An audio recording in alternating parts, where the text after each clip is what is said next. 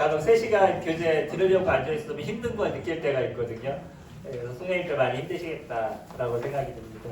이번에 전국 사익자 모임 가가지고 몇 시간 메시지 앉아서 들어보니까 이게 듣는 게 어려운 거구나 라는 생각을 가졌습니다. 어떤 박사가 의지가 부족하다 그러더라고요. 자기가 의지가 너무 부족해서 공부를 해봤다고. 박사가 의지가 부족하다는 게 이해가 되셔요? 그 말부터가 신빙성이 별로 없었는데, 그래서 본인이 의지를 좀 더 키우기 위해서 외국에 있는 논문 몇백 편을 살펴봤대요. 이게 의지가 없는 사람이 하는 행동이에요. 그래가지고 논문을 다 살펴보고서는 그 얻은 결론이 한 4가지로 정리가 되더래요. 그 4가지가 뭐냐면, 의지가 없으면 운동을 하래요. 의지가 없으시면 아침밥을 드시래요. 의지가 없으면 잠을 잘 주무시래요. 아주 단순한 거죠. 이게 우리의 일상생활에서 해야 될 가장 기본적인 것들. 아침밥을 먹는 거는 에너지가 있어야지 공부를 하잖아요. 그리고 운동은 뇌가 발달되는 거기 때문에 운동을 꼭 하셔야 되거든요. 그냥 저도 40대까지는 그렇게까지 규칙적인 운동을 안 해도 된다라고 생각을 했었고, 공차부 이런 것들은 했었으니까요. 근데 확실히 50이 넘어가니까 운동을 안 하면 몸에 문제가 있더라고요. 그래서 운동을 그냥 건강하기 위해서가 아니라 뇌가 발달하기 위해서, 그리고 조금 더 하루를 좀 더 건강하게 보내기 위해서 운동을 해야 되더라고요. 그래서 그냥 집에서 편하게 조금씩 하고 있습니다. 근데 확실히 차이들이 있어요. 그리고 제일 좀 마지막 무엇을 얘기하냐면 책을 읽으시래요. 뇌의 발달은 책을 읽어야지만 발달이 되기 때문에 끊임없이 발달하는 게 있대요. 몸의 기능 중에 그 2가지가 있는데, 하나가 뭐냐면 다리, 하나가 뇌라고 얘기합니다. 그래서 이거는 운동을 하고 개선할수록 계속 발전이 돼요. 나머지는 어느 정도에 멈춰지게 되는데 2가지는 계속 발전을 한다라고 얘기합니다. 요즘 뇌과학에 대한 얘기들이 많이 나오고 있거든요. 그래서 뇌를 어떻게 발전시킬 것이냐, 이 부분들이 중요하게 얘기가 되고 있어서, 그러기 위해서 첫 번째 운동을 하셔라라고 얘기합니다. 김창옥 씨라고 아시죠? 소통 그런 일을 하시는 분인데, 이분이 하는 얘기도 그래요. 무엇인가를 잘하고 싶으시나요? 그러시면 운동을 하세요. 의욕이 없으시나요? 운동을 하세요. 라고 얘기합니다. 계속 운동을 하라고 얘기합니다. 그냥 오래 살기 위해 하신 게 아니고요. 조금 더 능동적인 마음을 갖기 위해서는 몸을 좀 움직이시고 이랬을 때 긍정적인 생각을 가지실 수가 있죠. 3번째 시간, 나를 향한 그의 목소리에 대해서 같이 교제 드리도록 하겠습니다. 주님께서 나에게 어떤 얘기를 하시냐에 대한 부분인 거죠.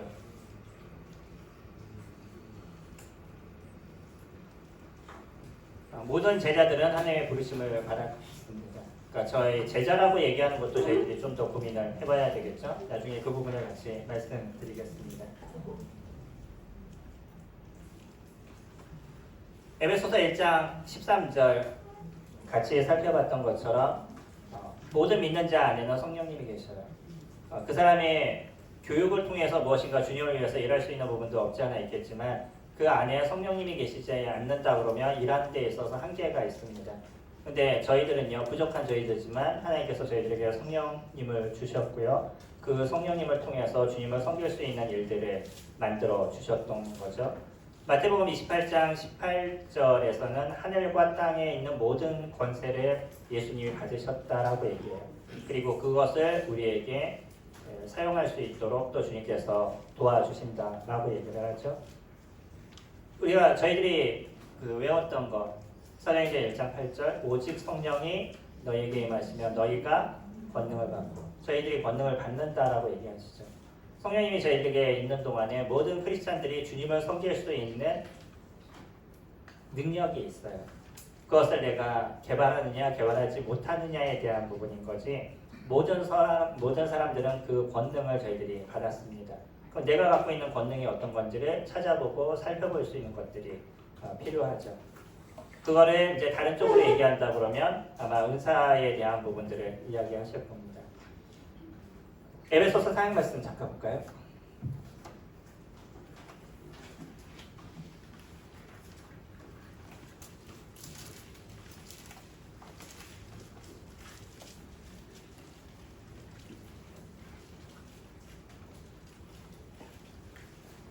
사장 7절에 보시면 우리 각 사람에게 그리스도의 선물의 분량대로 은혜를 주셨나니 그러므로 이르기를 그가 위로 올라가실 때에 사로잡혔던 자들을 사로잡으시고 사람들에게 선물을 주셨다 하였도다 라고 얘기하시죠.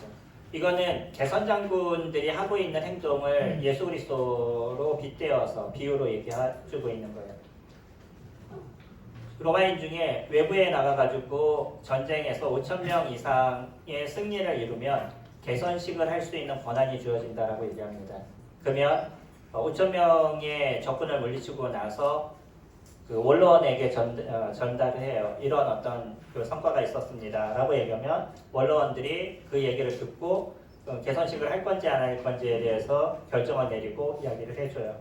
그래서 개선식이 합당하다라고 얘기를 해주면 이제 들어오면서 그 개선문을 통과하는 거죠. 우리 로마에 있는 개선문이요. 거기를 이렇게 통과하게 되는데 이 개선식을 쭉 하게 될 때 앞에서 그 전쟁에서 얻었던 노약물들을 주변에 있는 사람들에게 이렇게 뿌려줘요. 아니면 돈으로 바꿔가지고 금화 같은 걸 뿌려주고. 그 영화 보신 적 있나요? 그때 뭐 막 이렇게 뿌리는 거 사람들일 때 그것이 이제 개선식을 할 때의 모습입니다. 사람들에게 나눠주는 거죠. 내가 얻은 것에 대해서 백성들에게 환원하는 시간들을 그들이 갖는 건데 이런 모습을 저희들에게 빗대어서 예수님께서 완전한 승리를 이루시고 주님의 나라로 가시면서 믿는 크리스찬들에게 그러한 그 선물을 주셨다는 거죠. 이게 믿는 자들에게 있는 은사에 대한 부분입니다. 그래서 모든 사람들은 주님을 섬길 수 있는 은사가 있어요. 없는 사람이 하나도 없다라고 얘기하죠. 그래서 이 은사를 통해서 주님을 섬길 수 있도록 주님께서 도우십니다. 거기에다 마태복음 28장 20절에서는 내가 세상 끝날까지 너희와 항상 함께 있으리라 라고 얘기하시죠. 주님을 섬기는 데 있어서 또 중요한 것 중에 하나가 뭐냐면 주님이 저희들을 도와주신다는 거예요. 함께 해주시고. 이게 우리가 섬기는데 힘이 되는 거죠. 나 혼자 무엇인가를 한다고 했을 때 어려움이 될 수 있는데 주님이 저희들에게 함께 해주시고 도와주신다라고 약속하시기 때문에 저희가 그 일을 하는 데 있어서 힘을 얻을 수 있죠. 이거는 주님의 약속입니다. 약속을 믿으시죠? 네. 주님이 하신 약속은 반드시 이루어집니다. 그래서 내가 그것을 믿고 보이지 않지만 걸어가게 되면 나중에 주님이 얘기하신 것이 무엇이구나 라는 것을 경험하게 될 것이고요. 보이지 않는다고 중간에 멈추게 되면 하나님께서 하시는 것을 알 수가 없죠.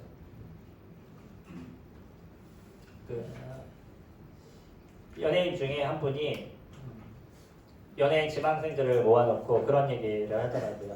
자신이 연예인 지망생일 때 열심히 단역 배우를 다니고 쫓아다니고 막 이랬었는데 그런 가운데서 누군가 자신에게 그와 같은 얘기를 해줬대요. 뭐냐면 보물이라는 것은 내가 그 마지막 하나를 팠을 때 나오는 거야 라고 얘기를 해줬다는 거예요. 많은 사람들이 땅을 파게 되면 막 파다가 이제 도저히 더 이상 안 돼 라고 생각하는 그 시점이 있다는 거죠. 그래 그때 포기한다는 거예요. 근데 사실은 거기서 한 번만 더 파면 보물이 숨겨져 있는데 그 한 번을 더 이상 팔지 않는다는 거죠. 저희들이 주님을 섬기고 주님이 하시는 일을 보는 거에 있어서도 그 마지막까지 한 번 더 파보면 주님이 어떻게 도우시는지를 저희들이 볼 수 있는데 그러지 않아서 주님이 하시는 일을 못 보는 경우들도 존재하게 되죠. 확실한 것은 뭐냐면 주님이 함께 하신다는 거예요. 그리고 그 약속은 반드시 저희들에게 이루어집니다. 두 번째, 제자에 대한 부분을 저희가 얘기할 때 주님은 저희들을 제자로 삼으셨다라고 얘기하셔요. 제자라는 단어는 여러 가지로 쓰여집니다. 12제자를 얘기할 때 제자들이라고도 얘기하지만 모든 믿는 사람들을 제자라고 얘기하죠. 좀 이따 다시 한번 설명을 드릴 거고요. 우리가 제자라는 것은 예수 그리스도를 전하는 자로 저희들을 부르셨다는 거죠. 우리가 알고 있는 그 그리스도의 그 놀라우신, 크신, 사랑하신 것을 보여주는 자로 저희들을 세워서 그리스도인이란 단어가 처음에 어떻게 등장했는지 아시죠? 안디옥에서 제자들이 그리스도인이란 칭호를 듣게 되는데 당시에 그리스도인이라는 얘기는 조롱에 대한 얘기였잖아요. 우리 지금으로 얘기하면 어떤 단어하고 비슷하냐면 죄송하지만 예수쟁이라는 단어하고 당시에는 비슷한 얘기였었습니다. 그들이 그리스도를 따른대요. 그래서 쟤네들은 그리스도인들이야 라고 얘기하는 건 그 조롱하는 이야기였던 거죠. 우리가 예수님을 섬기면서 나타나는 그런 어려움에 대한 부분들이 분명히 존재할 겁니다. 제자로서의 살아가는데 힘든 부분들도 분명히 있지만 그러나 여전히 우리는 누구를 선포하는 삶을 살아가냐면 예수 그리스도를 선포하는 삶을 저희가 살아가죠. 그래서 복음을 전하는 건 사실 많은 훈련도 필요하고요. 누군가 얘기할 때 100명을 죽여봐야 된다. 뭐 이렇게 얘기하더라고요. 명의가 되기 위해서 100명을 죽여봐야지 명의가 된다. 그래서 복음을 전하는 것도 100명한테 실패해봐야지 비로소 잘할 수 있다라고 얘기도 하시는데 뭐 좋은 얘기로 하시는 겁니다. 그래서 막 전하고 나서 난 다 했으니까 끝 뭐 이렇게 생각하시면 예전에 어떤 여자분이 집에 가는데 누가 자꾸 쫓아오더래요.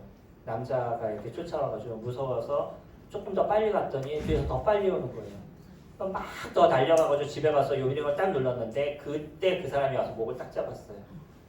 그래서 놀라가지고 고개를 딱 돌았더니 전도지 주면서 예수님 믿으세요. 그 사람은 예수님을 믿고 싶겠어요? 안 믿고 싶겠어요? 그러니까 내가 하고 싶은 대로만 하려고 그러는 경우들이 있을 때가 있죠. 뭐 저희 교회도 수요일만 되면 지나가는 차량이 있어요. 예수 천당 불신지옥 그러면서 거기 들으라고 뭐 이렇게 소리 지르고 그럽니다. 지나가는 사람들이 어떤 생각을 가지시겠어요? 주님에 대한 안 좋은 생각을 가질 수밖에 없죠. 주님이 저희들에게 그렇게 복음을 전하라고 얘기하신 것은 아니지만 우리는 충분히 무엇을 통해서도 복음을 전할 수 있냐면 구원 간증을 통해서도 주님을 전할 수 있죠. 바울도 아그리파 왕이나 베스도나 이런 사람들 앞에서 무엇으로 복음을 전하냐면 자기가 주님을 믿었던 그 간증으로 복음을 전했잖아요. 그러니까 우리가 주님을 믿었던 것을 갖고도 충분히 예수 그리스도를 선포할 수 있는 것들이 저희들이 있어서 난 뭐 훈련이 안 돼서요, 뭐가 안 됐어요, 그래서 전혀 할 수 없어요 라고 얘기하는 건 핑계일 수도 있는 거죠. 충분히 그것만으로도 잘 할 수 있는 부분이 있고요. 조금 더 좋은 전도자가 되기 위해서는 많은 것을 준비할 수 있는 것도 중요하죠. 제가 복음에 있어서 많이 흔들렸던 부분이 있습니다. 어저께 첫날에 복음에 대한 부분들을 다시 한번 이렇게 같이 교제하는 시간도 가졌지만 제 개인적으로도 사역을 시작했는데 제일 힘들었던 게 복음 전하는 거였었어요. 이해되시나요? 사역자가요, 복음 전하는 게 제일 힘들었대요. 어떻게 생각하세요? 사역자의 어떤 자질이 없는 거죠. 복음을 전하는 게 더 힘들었어요. 말씀을 전하는 것보다. 그래가지고 복음을 전하는 부분들을 갖고 개인적인 훈련도 많이 했고요. 그리고 제일 중요했던 것, 성경을 갖고 성경이 얘기하는 복음이 무엇이냐 이것을 정리하기 위해서 많은 책들을 보고 성경을 다시 한번 살펴보고 이런 시간들을 가졌습니다. 그리고 나서 정리가 되고 나니까 이제 복음을 전하는 거에 대해서는 두려움이 없어지더라고요. 물론 이제 사람들에게 얘기할 때 그 사람의 성향과 상황들 또 형편들 뭐 여러 가지를 고려하면서 복음을 전하는 게 어려울 수 있는 부분들은 있었지만 그러나 예수님에 대해서 설명하는 자체에 대한 두려움은 전혀 없어진 거죠. 그러니까 개인적으로 한번 정리해 보시는 것도 그래서 중요합니다. 성경적으로 정리를 하시면 흔들리지 않으셔요. 많은 교사들을 만나고 아이들을 만나면서 제일 어려워하는 게 뭐냐면 믿음이 무엇인가에 대한 어려움을 갖고 있더라고요. 믿었님은 믿었대요. 근데 믿음이 흔들린대요. 그러니까 믿음에 대한 정의가 정확하게 되어 있지 않은 거죠. 그러니까 어느 때는 믿은 것 같은데 어느 때는 믿은 것 같지 않고 아침에 일어나면 갑자기 내가 예수님이 계시나? 뭐부터 시작해가지고 내가 믿었나라고 고민되면 그때부터 시작해서 또 믿음이 흔들리고 뭐 이런 경우들이 적지 않게 있는데 교회는 얘기하지 못해요. 왜일까요? 얘기하는 순간에 야 다시 너 복음 들어야 돼. 그런 거 아니라서 다시 복음을 전하는 거예요. 네, 충분히 순간적으로 헷갈릴 수 있죠. 저희들의 마음에는 여러 사단이 많은 생각들을 집어넣어주기 때문에 한순간에 고민하는 부분들이 있을 수는 있다라고 생각해요. 그럼 그때 어디로 돌아가야 되냐면 다시 성경으로 돌아가셔야죠. 성경을 보시고 성경에서 주님께서 얘기하신 믿음이 무엇이고 그리고 믿는 자가 어떤 자인지를 성경을 통해서 내가 다시 한번 확신을 가지면 아무 문제 없는 거죠. 저희에게 있어서 흔들림이 없을 때 저희가 복음을 전할 수 있는 부분들이 될 수 있고요. 그리고 내 스스로가 예수 그리스도가 얼마나 귀하고 소중한 존재인지를 인지하게 되면 그럼 예수님을 전하게 되겠죠. 네, 우리의 삶에서 주님을 전하는 모습을 저희가 갖고 있습니다. 때로는 입술을 열지 않아도요. 복음을 전할 수 있는 부분들이 충분히 있죠.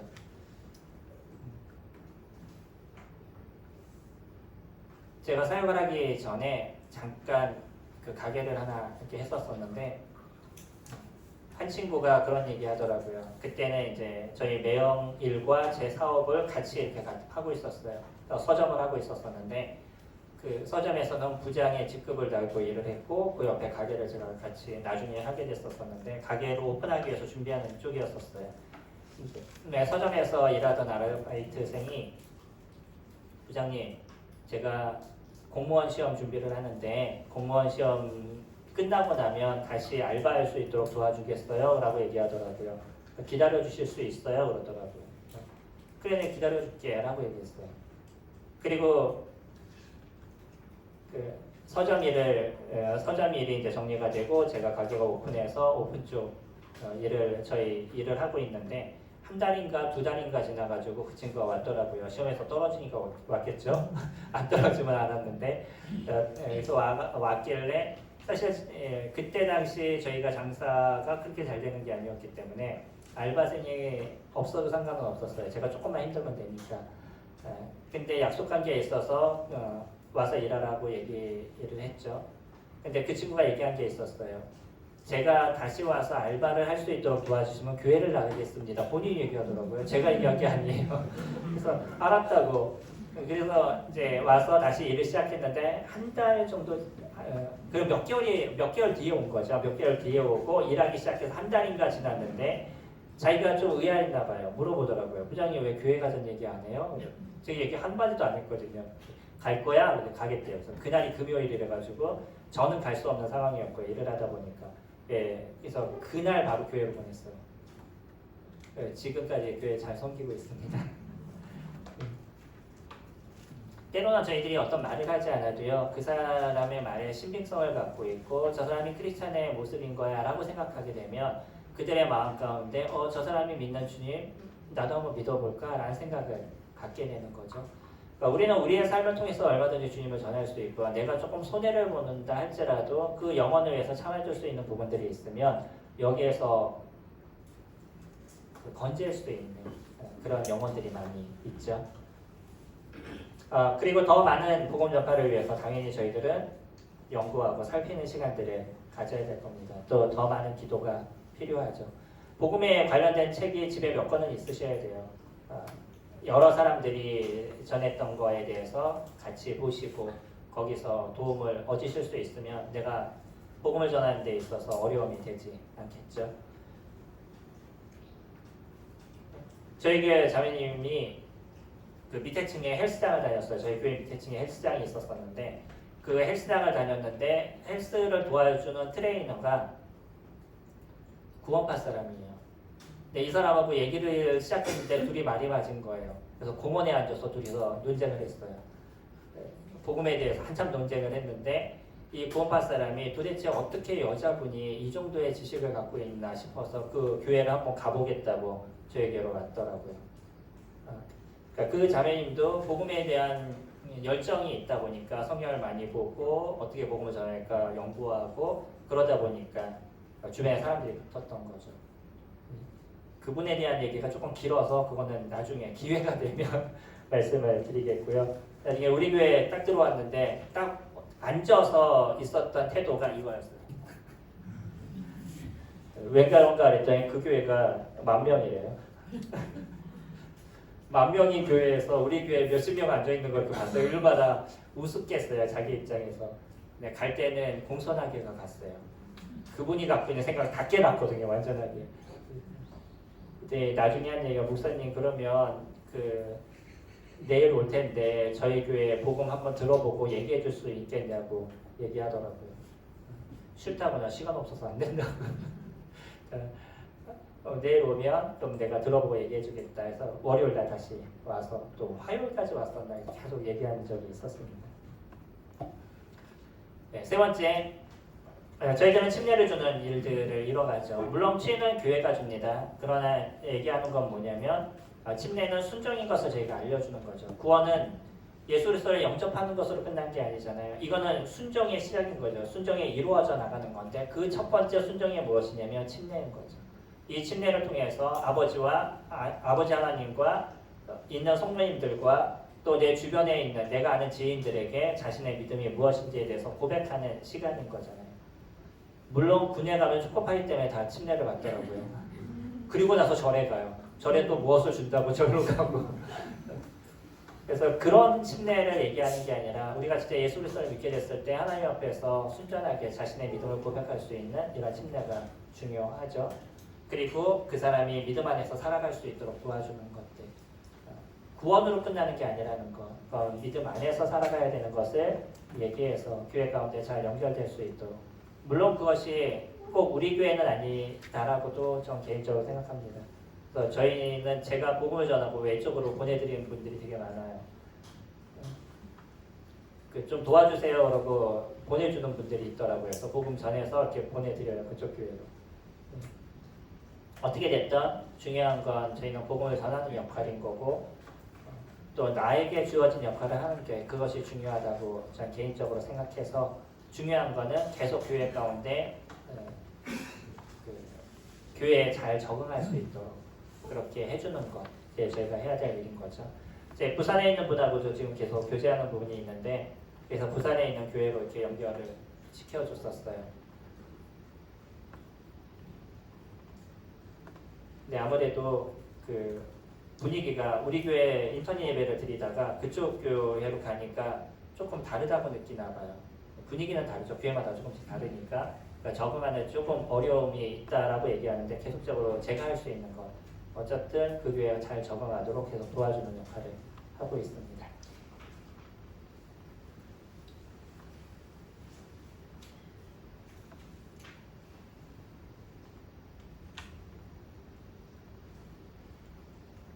왜 멈췄죠?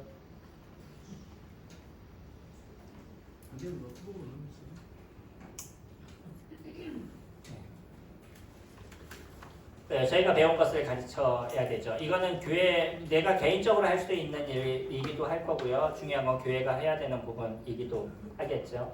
그래서 그 사람이 교회에 잘 적응하고 주님을 잘 섬길 수 있도록 가르치는 역할들을 해야 되는데 이게 이제 사도행전 2장 42절이잖아요.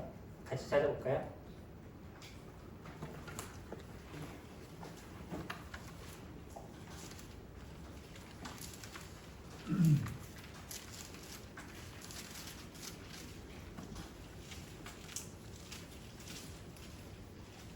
찾으셨나요?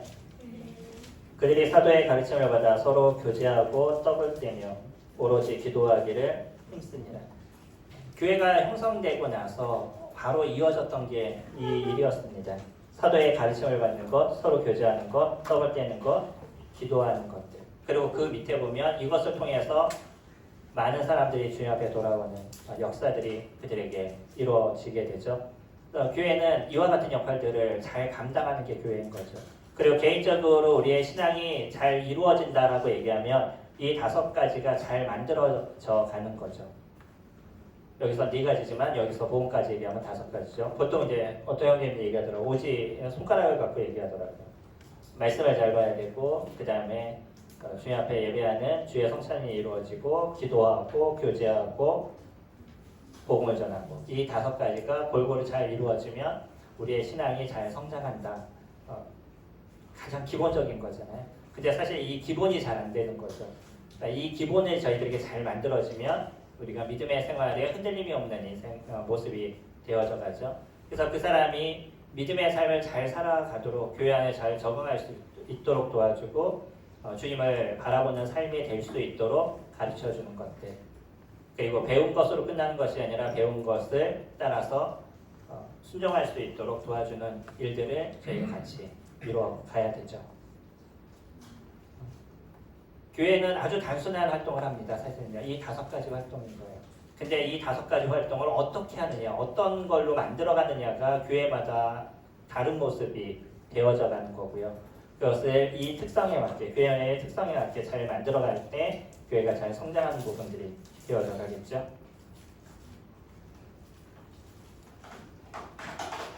부르심에는 아까도 말씀드렸지만 제일 중요한 건 순종에 대한 부분입니다. 그래서 저희가 바르게 순종해 나가는 건데, 그럼 내가 제자인가도 고민을 하게 되죠. 성경에서 얘기할 때 마태복음 19장 20절, 그런즉 너희는 가서 모든 족속으로 제자를 삼아 아버지와 아들과 성령의 이름으로 세례를 주고 내가 너희에게 분부한 모든 것을 가르쳐 지키게 하라. 볼지어다 세상 끝날까지 내가 너희와 항상 함께 있으리라 라고 얘기를 하죠. 그때 제자로 삼아라고 얘기해서 있는 부분은, 어떤 부분은 이거는 12제자에게 주어진 거야 라고 얘기하는 분들도 있으시더라고요. 근데 문맥으로 보면 이거는 12제자에 대한 부분들이 아닙니다.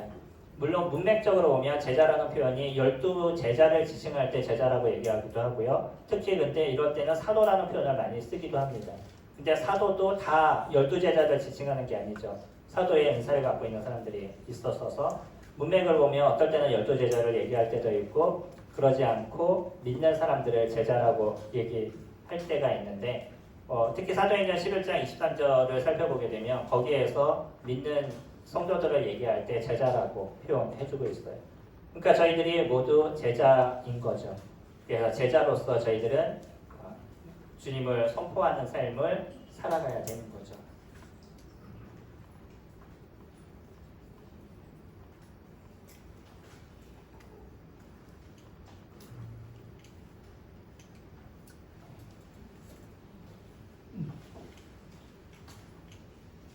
뭐죠?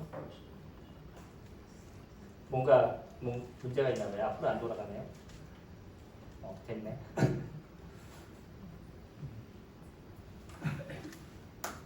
예, 순종은 선택이 아니라 필수라는 거. 믿는 크리스천들에게 있어서 순종이라는 자체가 빼어진다 그러면 저희가 주님의 자녀로서의 삶을 살아갈 수가 없는 거죠. 당연히 이것은 저희들에게 있어서 필수에 대한 부분입니다.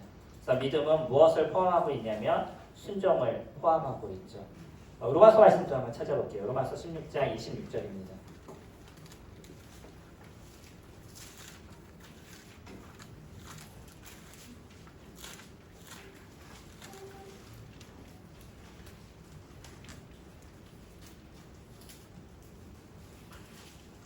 신약 262페이지입니다.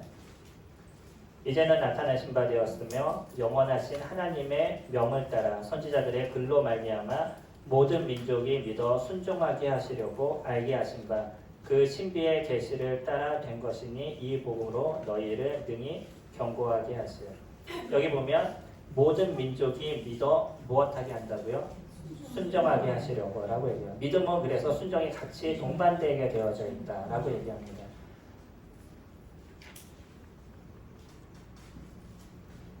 예, 성경에 등장하는 많은 사람들은요 여전히 주님을 섬기는 데 있어서 그들의 일생을 투자를 했고요.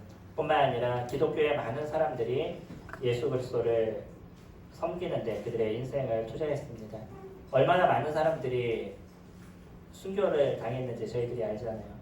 최소 저희들은 순교를 당하는 그런 시대를 살아가고 있지는 않죠. 네, 그들이 흘렸던 그 많은 피값이 저희들에게 복음이 전해지게 되고 저희가 그 복음을 믿고 예수 그리스도의 자녀가 되는 은혜를 누리고 있는 거죠. 이분이 누구냐면 토마스 윈처라는 분입니다. 제침내파 사람이에요. 아나바티스트라고 얘기하는 제침내파인데 이 사람들의 죽음은 누구를 통해서 죽음을 당했냐면 이 사람은 루터에 의해서 죽음을 당했던 사람이에요. 기독교 종교개혁을 일으킨 사람에 의해서 기독교인이 죽었어요. 당시에 많은 재침례파 사람들이 그렇게 화형을 당하고 물에 수장되어서 죽고 엄청난 고통을 당했습니다. 그 이유는 뭐냐면 유아 세례를 인정하지 않는다는 것 때문에. 그러니까 그 침례교의 기본적인 부분은 저희는 신자의 침례를 얘기하고 있습니다. 그러니까 저희 모임의 어떤 부류 속에 침례교가 있습니다. 그래서 말씀드린 거예요. 기본적으로 침례교는 신자의 침례입니다. 다시 얘기하면 믿음을 고백한 사람들이 이루는 침례인 거예요. 믿으시죠? 예, 저희가 그런 믿음을 갖고 있습니다. 그 어떤 시조라고 얘기할 수 있는 분들이 이런 부분들이에요. 토마스 민처, 뭐 이런 여러 그 사람들이 존재하는데 이들이 성경을 보고 나서 믿는 사람들이 침례를 받는 거구나 라고 생각하고 이들이 침례를 다시 받게 돼요. 자기네끼리. 이게 그래서 시작된 게 재침례파라고 얘기하는데 재침례파들 중에는 조금 더 과격한 부류들이 있어서 전쟁을 하고 자기네 나름대로 천년왕국을 만들어서 그런 공동체를 만들고 뭐 거기에서 좀 안 좋은 행동들 이런 것들이 있었던 부류들이 있었어요. 그러니까 이런 부류들 때문에 재침례파가 욕을 먹는 부분들이 있는데 오히려 실질적인 재침례파들은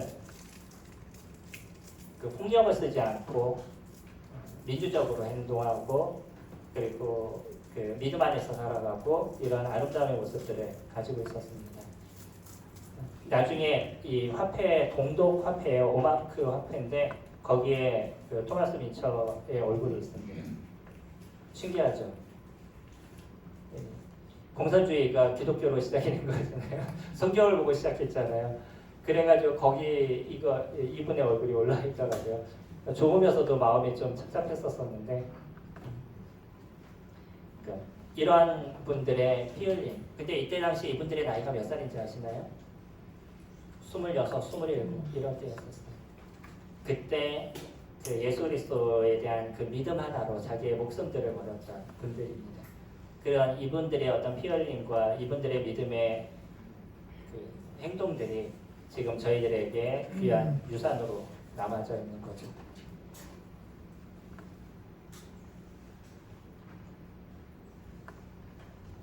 어떤 사람이 주님의 부르심을 받느냐는 거죠.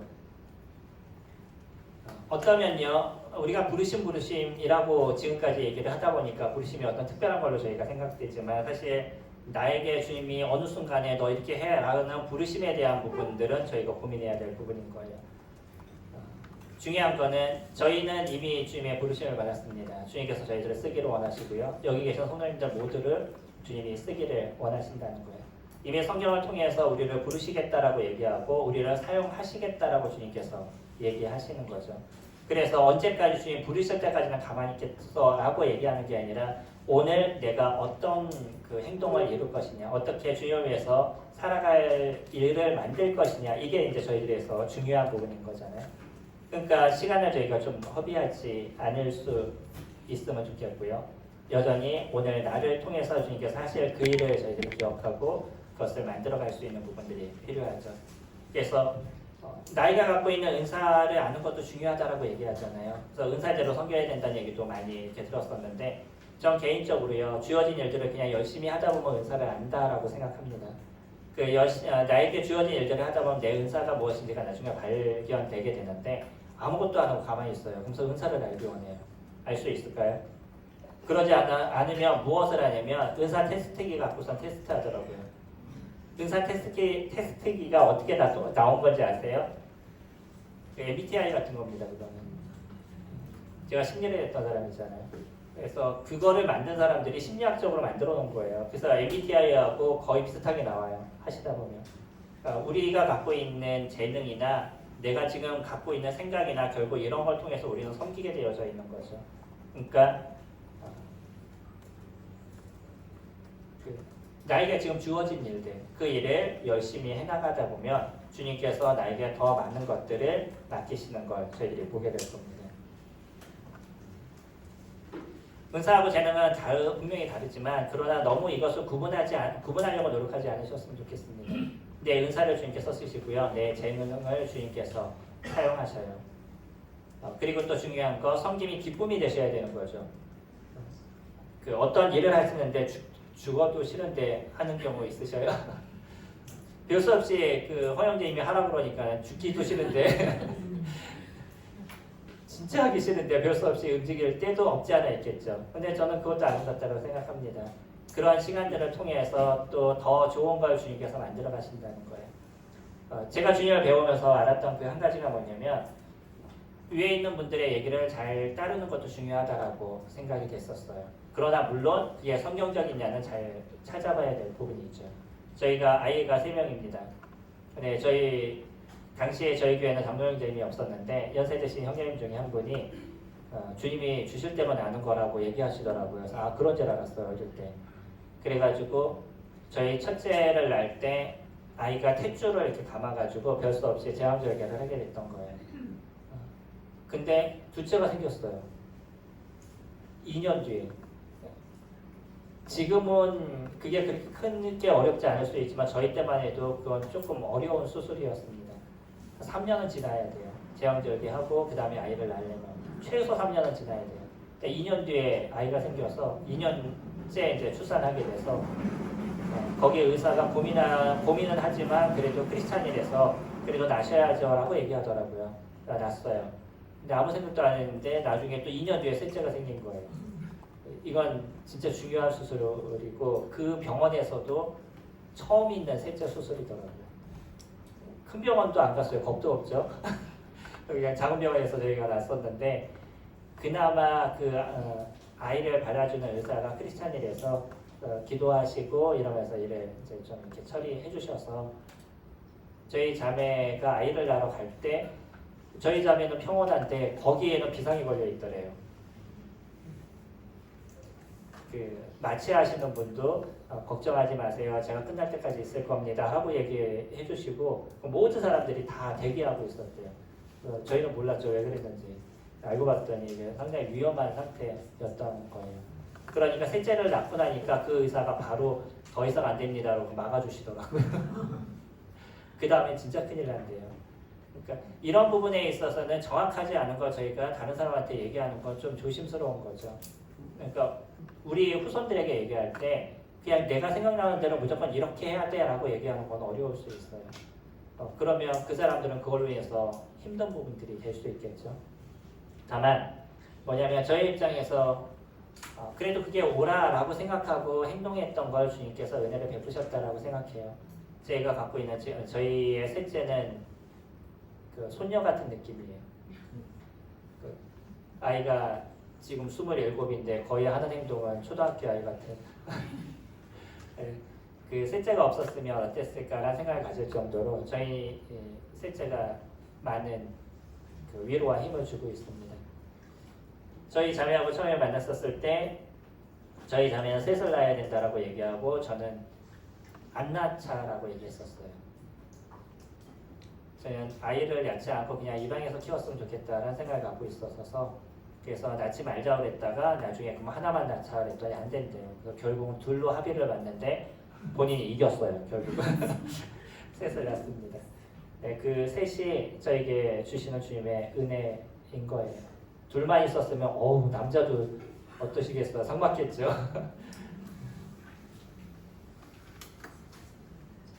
그래서 말씀을 받았다라는 부분 저희가 조심할 필요가 있습니다. 이미 예전에는 성경이 그 적히기 이전이었기 때문에 하나님께서 직접적으로 얘기하셨던 시대였었어요. 그래서 주님께서 특별하게 나타나서 얘기하시고 그리고 그것을 그들이 알았기 때문에 그것을 따라서 행동했던 시기입니다. 지금은요 그렇게 직접적인 계시가 있는 시기가 아니에요. 지금은 주님이 성령을 통해서 충분하게 저희들에게 얘기해주고 계시고요. 이미 우리가 어떻게 행동하고 무엇을 해야 될지까지도 원론적인 것을 잘 설명을 해주고 있습니다. 그래서 조금 애매한 부분들은 성경을 많이 연구하시는 분들한테 여쭤보시고요. 우리 귀한 원로 형제님도 계시고 지금 사역하시는 형제님 계시고 또 여러 섬기는 교사분들이 계시잖아요. 귀한 분들에게 질문을 해보시면 될 것 같고요. 그리고 성경에서 충분히 우리는 문맥적으로 주님의 뜻을 구별할 수가 있습니다. 제가 예전에 구약을 분별하는 게 너무 힘들었었어요. 구약을 보는데 성령의 그 메시지를 들으면 이거는 이런 뜻이고 저거는 저런 뜻이고 설명하시는데 저는 성령에서 이거를 도저히 찾아낼 수가 없어요. 그러다 보니까 구약을 잘 안 보게 되더라고요. 무엇을 얘기하시면 이것이 예수 그리스도를 예표하는 거야 라고 그러는데 그거를 증거를 찾기가 너무 힘들었던 거예요. 전 개인적으로. 제가 좀 이성적인 사람입니다. 확실하지 않으면 그걸 받아들이기가 어려운 사람인 거예요. 그러니까 그거를 찾으려고 그러니까 구약에서 찾지를 못하겠는 거예요. 나름대로 나도 그래서 그렇게 해석을 하다 보니까 그냥 듣기에는 좋은 것 같은데 내 양심에 문제가 생겨요. 이게 확실한가 내 스스로도 확신을 갖지 못하는 거죠.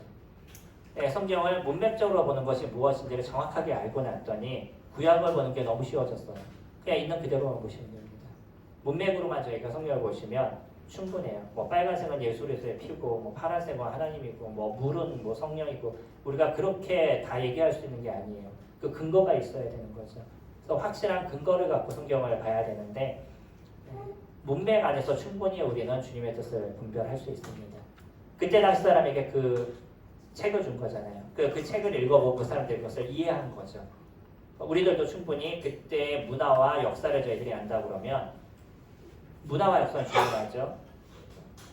그때의 상황이 어떤 걸 알아야 되니까 그러면 충분히 성경을 보는데 어려움이 없을 수 있고요. 그러면 성경이 좀 더 단순해지기 시작합니다. 성경이 복잡해지기 시작하면 저희가 성경 말씀을 따르는데 힘들어져요. 성경을 단순히 보신다 그러면 충분히 그것을 통해서 우리의 하나님께서 하신 역사가 무엇인지를 경험하는 시간들이 되어져 가죠.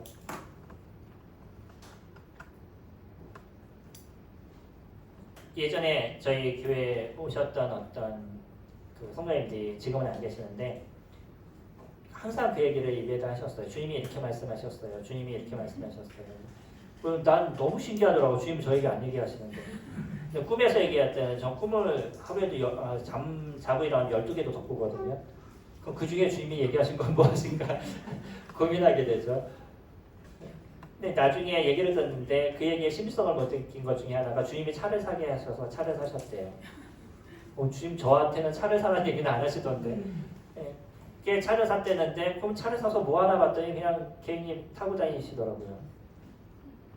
그게 주님의 뜻이었을까 고민하는. 최소 주님이 얘기하셨다 그러면 그 주님을 위해서 무엇인가 쓰는 게 있지 않았을까요? 주님이 얘기하시면서까지 그냥 너를 위해서 살아라 그 마음 갖고서는 굳이 말씀으로 얘기하실까요? 그러니까 말씀을 받았다라는 부분들은 우리는 성경을 통해서 보는 거고요. 또 누군가 옛날에 이제 저도 그랬죠. 성경 이렇게 덮어놓고 너무 고민이 돼요. 그럼 이렇게 펴가지고 쫙 읽어보고 그 하나 딱 꽂히던 말씀을 갖고 주님 이 말씀을 주셨어. 안 그러시죠? 예, 제 옛날에 그랬습니다. 한동안. 이게 너무 어려웠어요. 성경을 분별하는 게 너무나 어려웠어서 성경을 분별하는 책에 대한 것, 설교, 또 외부에서 설교한 것들 많은 것들을 좀 이렇게 섭렵해서 봤던 시기가 저에게도 있었습니다. 그러면서 말씀은 어떻게 분별하는 거야? 말씀을 받았다고 얘기하는 건 무엇인 거야? 라는 걸 또 정확하게 이해를 했습니다.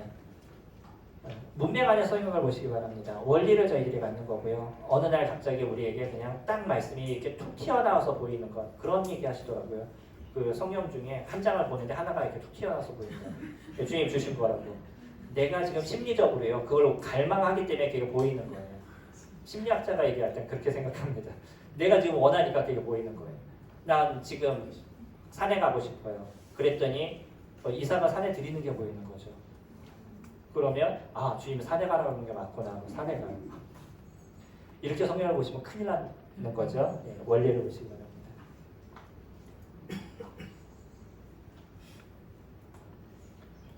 네, 부르심이 우리에게 어떤 은혜가 있는지에 대해서 잠깐 살펴보도록 하겠습니다. 주님은요 자기 제자들을 지켜주시겠 32분이네요. 능력이 없으면 시간대로 맞추라고 했어요. 여태까지 시간을 잘 맞췄었는데 빨리 끝내도록 하겠습니다. 주님은 자기의 제자들을 지켜주시겠다라고 얘기하셨죠. 마태복음 6장 33절은 너희는 먼저 그의 나라와 그의 의를 구하라. 그리하면 이 모든 것을 너희에게 더하시리라 라고 얘기하시죠.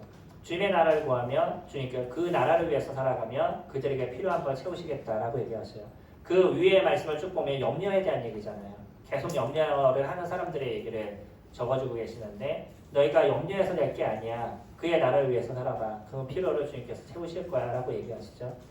빌립보서 4장 13절은 능력 주시는 자 안에서 내가 모든 것을 할 수 있다라고 얘기하는데 이 말씀은 우리가 언제나 조금 고민하면서 볼 필요가 있습니다. 문맥에서는 어떤 얘기냐면 물질에 대한 얘기인 거예요. 연보에 대한 얘기를 하면서 바울이 돈이 많을 때도 살아가는 데 문제가 없었고 돈이 없을 때도 살아가는 데 문제가 없었다라고 얘기합니다. 그래서 그분이 능력을 주시는 자 안에서 내가 돈과 상관없이 살아갈 수 있는 힘을 키웠어. 이게 이 말씀인 거예요. 물질적으로 어려우시나요? 주님을 의지해 보시기 바랍니다. 없는 것 안에서 살아가는 힘을 주님께서 주실 거예요. 돈을 주시지는 않을 겁니다. 제가 주님을 배우는 많은 부분 중에 없는 가운데 살아가는 걸 주님께서 배우게 하셨어요. 그래서 많아도 적어도 그 있는 걸 갖고 살아가는 힘이 저에게 있고요. 그래서 그런 가운데서 제가 붙잡은 말씀이 이겁니다. 마태복음 6장 33절, 빌립보서 4장 13절. 주님이 언제나 그걸 성실하게 이루어가고 계십니다. 마태복음 10장 39절에는 너희가 목숨을 잃고자 하면 얻을 것이요 얻고자 하면 잃을 것이다 라고 얘기하시죠. 주님을 위해서 우리의 마음을 드린다 그러면 주님이 우리를 지켜주시겠다라고 약속하시죠. 우리는 나중에 주님의 심판대에 쓸 겁니다. 그리스도의 심판대에 저희들이 쓰게 될 것인데 우리의 섬김은 결코 없어지지 않는다라고 얘기하죠. 너희가 구원을 얻되 불 가운데서 얻는 것 같다라고 얘기하시면서 나중에 불로 한번 다 태워보면 그때 진짜 안 타는 것들만 남게 된다는 거죠. 우리가 주님을 위해서 섬겼던 많은 것들이 있는데 나를 위해서 섬겼던 거는 다 없어지겠지만 진짜 주님을 위해서 섬겼던 그 은과 같은 근거 같은 아름다움들은 그대로 남아서 주님께서 그 섬김에 대한 보상을 분명하게 해주시겠다라고 몇 군데에서 얘기를 해주고 있어요. 신약에서. 선생님들이 섬김이 주변에 있는 사람들이 알아주지 않는다 할지라도 그거에 대해서 너무 고민하지 않으셔도 되는 거는 주님께서 알아주실 겁니다. 그리고 사람들로 인해서 칭찬받지 않은 것에 대해서 주님께서 주님의 나라에서 칭찬해 주시겠다라고 얘기했어요. 인도자들이 갖고 있는 숨겨진 비밀이 있습니다. 뭐냐면 어떤 일을 하고 나면 사람들이 내가 했던 일에 대해서 어떻게 반응하냐 알게 모르게 그거를 찾아보려고 노력해요. 말씀을 전하고 나면 잘 전했는지 못 전했는지 오늘 주일날 말씀을 전했는데 성도님들이 좋아했는지 안 좋아했는지 자꾸 나를 생각하게 되는 거죠. 이거 조심해야 될 부분들인데 저희가 섬길 때 그럴 때가 있습니다. 내가 섬긴 것에 대해서 누군가 좀 알아줬으면 하는 부분들이 우리 심리에서 올라오는데 그걸 주님을 위한 것으로 저희가 남겨두면 주님께서 거기에 대한 보상을 분명하게 해주실 겁니다. 주님께서 계시록 21장 4절에서는 우리의 눈에 눈물을 씻어주시겠다라고 얘기하시죠. 계시록에서 구원받는 많은 사람들의 모습들은 진정한 순교를 당하는 사람들일 겁니다. 그런 사람들이 그 고통과 어려움 속에서도 예수 그리스도를 영접하게 되고 그 믿음 가운데 거하게 되는데 그들뿐만 아니라 저희들도요 우리의 수고에 대해서 그러니까 힘들게 때로는 살았던 부분들, 때로는 다른 사람에게 어려움을 당하면서도 예수 그리스도를 위해서 살았던 부분들에 대해서 주님의 나라에서 주님께서 그래 수고했어 라고 얘기하시는 그 한마디를 저희들이 들을 수 있을 텐데 이게 어떤 의미나 근보다도 더 귀한 것이 될 겁니다. 제가 어린이 캠프를 오랫동안 섬기고 있습니다. 어린이 캠프를 섬기는데 예전에 면원이라는 곳에서 했었었는데 거기는 겨울에 눈이 오면 내려오는 길이 다 얼어버려요. 이렇게 차가 이렇게 내려올 때 여기에서 한 저 정도까지 어니까 가다가 잘못 운전하면 옆으로 빠질 수가 있어요. 청년들을 뒤에 이제 태우고 제가 가면서 야, 나 실수하면 너희들 오늘 다 천국 갈 수 있어 그랬더니 뒤에서 하는 얘기가 좋아요 그러더라고요. 감동이었어요. 안 돼요 이게 아니고 좋아요 그러더라고요. 그래서 왜 좋아 그랬대. 그래도요 섬기다 죽으면 주님한테 할 말이라도 있잖아요. 너무 귀한 얘기였었습니다. 그렇잖아요. 저희가 섬기다 주님을 만나면 너무 감사하게 주님을 뵐 수 있을 텐데 딴짓하다 주님을 만나면 얼마나 창피하겠어요. 우리의 수고 주님께서 기억해 주실 겁니다. 모든 제자는 주님의 부르심을 받았습니다. 여기에 계신 모든 성도님들이 주님의 부르심을 받았고요. 우리는 각자 다른 모습에서 주님을 섬기고 있고 각자 다른 은사를 갖고 주님을 섬기고 있습니다. 내가 갖고 있는 그 섬김이 주님이 기뻐하시는 일들이 되시고요. 내가 섬기는 그 섬김이 선한 일을 이뤄가는 그런 모습이 될 겁니다. 그리고 그 수고에 대해서 주님께서 분명하게 위로해 주시고 또 눈물을 닦아주시는 그때가 있을 겁니다. 기도하겠습니다.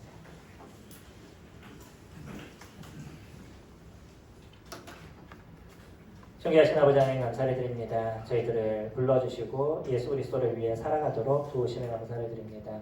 저희 살아가는 그 하루하루의 순간들이 그리스도의 은혜를 누리는 시간이며 그리스도와 함께 동행하는 시간이고 또 그런 시간들이 저희들이 잘 이루어지게 됐었을 때 우리 주변의 사람들이 예수 그리스도를 믿고자 하는 마음을 갖게 하시고 그들이 주님을 믿는 은혜가 일어나는 것에 감사를 드립니다.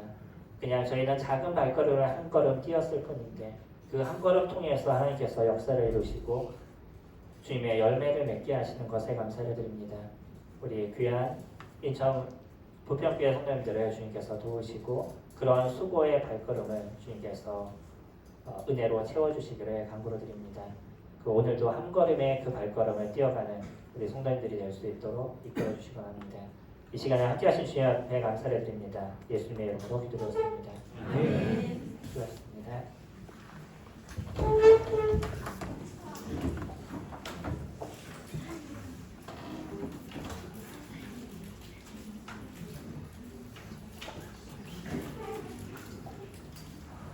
말씀 감사드립니다. 시간표를 한번 보시면요. 이제 야외활동 광고가 있고요. 그 다음에 점심 식사, 그다음에 야외활동 휴식 보건교대 있습니다. 야외활동 광고 우리 서주장님께서 해주시겠습니다.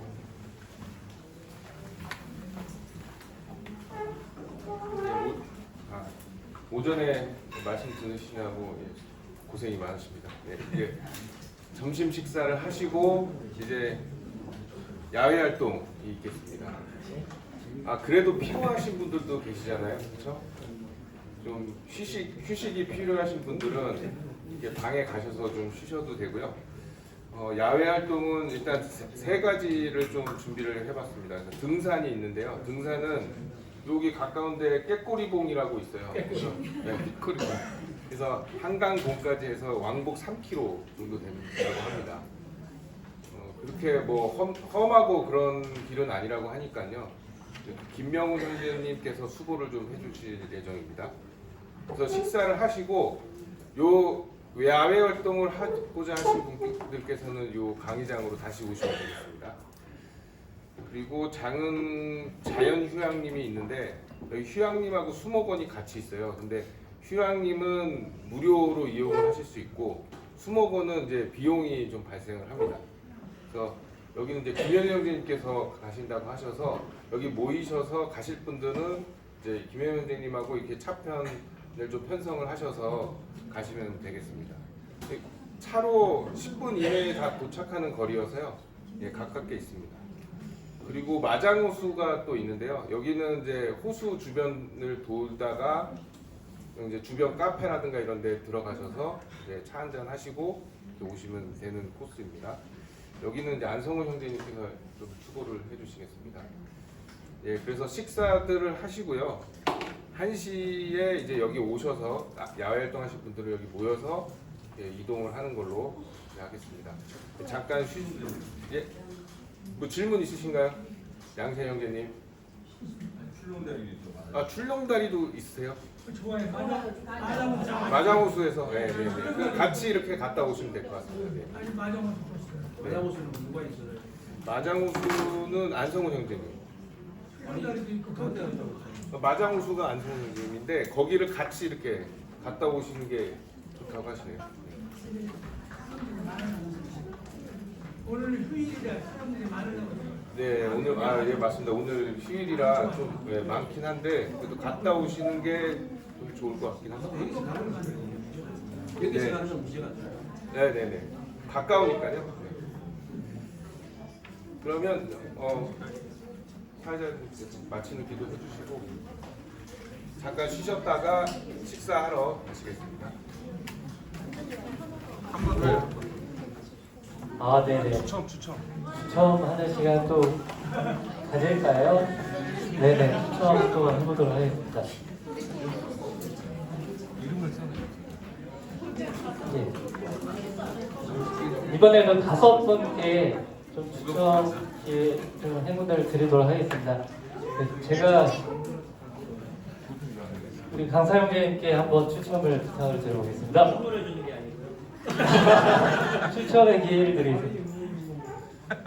5번입니다. 5번입니다. 네, 5번 감독님 나와주십시오. 5, 4, 3, 2, 네, 안 계십니까? 네, 이제 한 번 더. 저는 아닙니다. 1번. 95번. 예, 95번은 안 계실 것 같고요. 네. 코끼리 제가 못하네요. 뭔가 낚고 가지실 것 같아요. 예, 55번입니다. 55번 감독님 계십니까? 네, 감사합니다.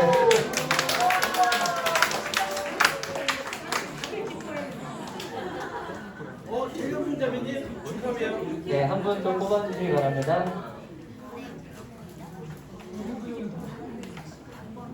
예, 100번은 안 계실 것 같고요. 빼버려. 1번 주세요. 1번. 69번. 아까 줄게.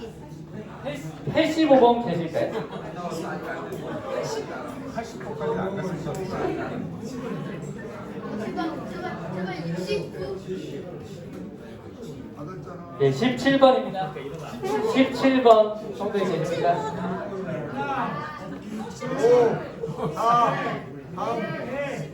동현님 여기 있어요. 진짜.